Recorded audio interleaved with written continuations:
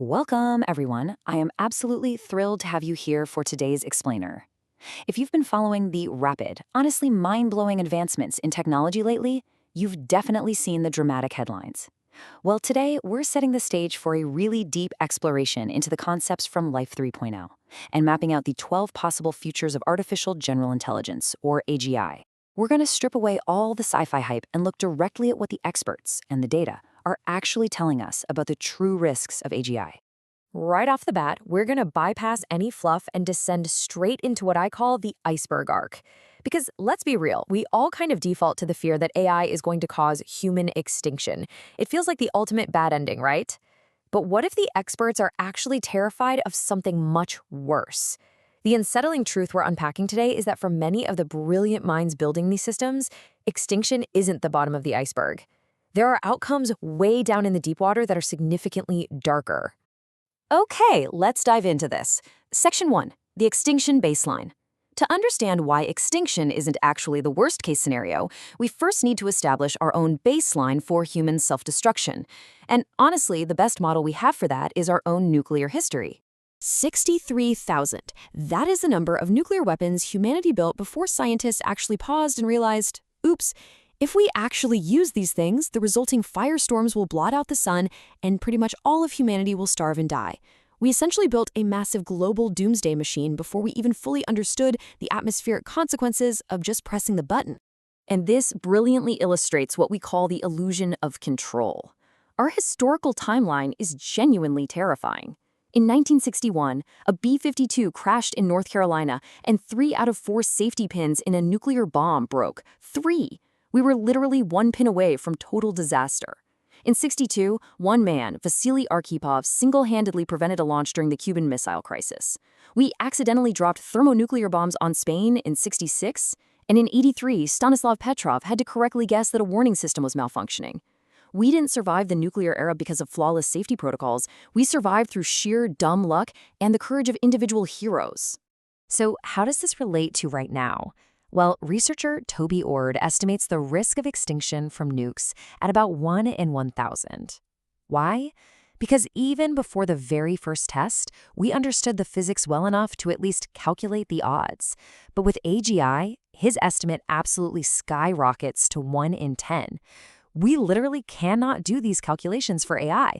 We are completely flying blind here. The odds of extinction are vastly higher than our closest nuclear calls, simply because we don't even know the physics of what we're building. Which brings us to Section 2, Rise of a New Species. Let's look at how the industry insiders themselves, the people actually writing the code and building the massive server farms, how do they view the technology they are creating? Listen, this apocalyptic vision isn't coming from some Hollywood screenwriter. A new species. That quote is from Geoffrey Hinton. He is a Nobel Prize winner who literally quit his incredibly prestigious job at Google just so he could speak freely about the hazards. He is casually standing up at tech conferences announcing that we are, right now, creating a new species. And he is definitely not the only one. Consider these words from Sam Altman, written back before he was famously running OpenAI. Not our tools, our descendants. That is just astonishing, isn't it? The very CEOs who are actively creating this technology don't view these systems as just advanced software. They literally describe an inevitable conflict where AI supersedes humanity as our evolutionary successors.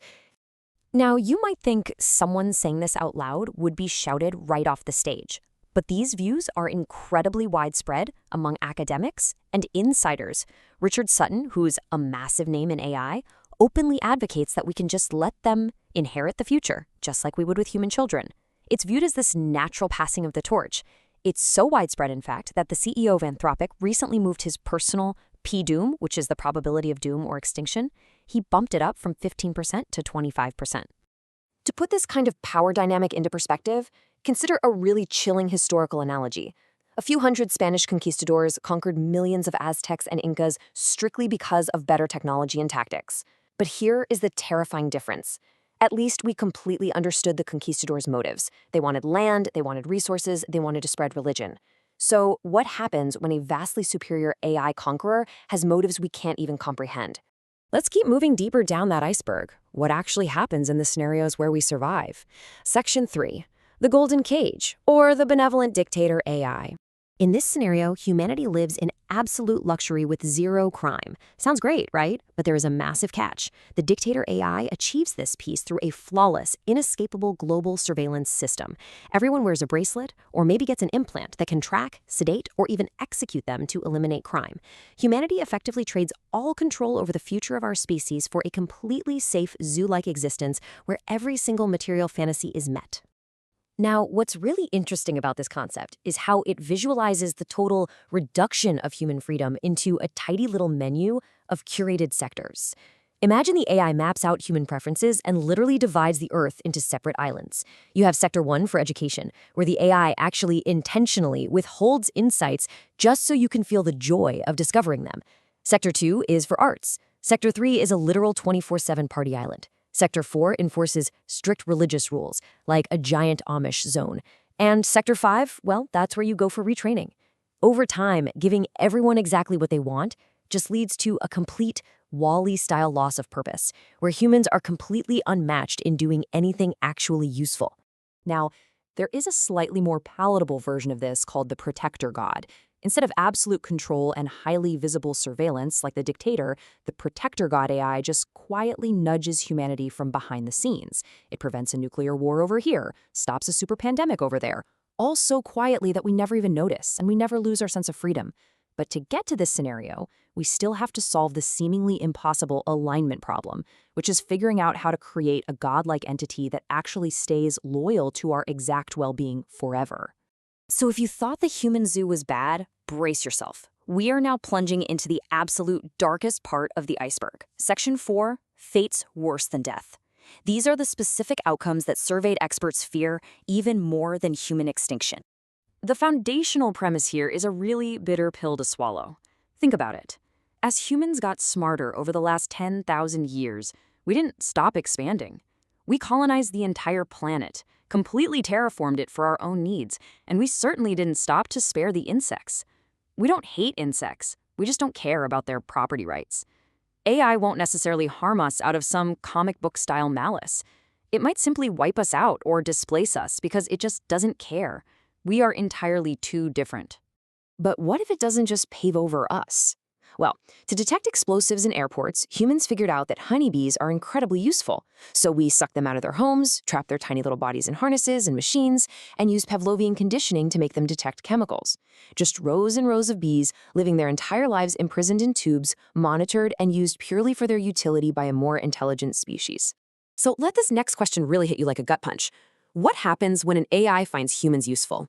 If a superintelligence is poorly aligned but given the task of keeping us alive, it might not put us in a paradise. It might literally confine us to a happiness factory, stuck in physical harnesses, pumped full of drugs, and strapped into VR headsets forever. It keeps you captive and studied. There are outcomes with AGI that are vastly, vastly worse than simply not existing. But look, we do have choices to make, and this technology is rapidly approaching. That brings us to Section 5, hitting the brakes on AGI. How exactly do we avoid the zoo, the conqueror, or the happiness factory? When you actually look at the proposed options to stop AGI, you'll immediately notice that both primary solutions sound like horrific dystopias all on their own. First, there's the Dune teardown.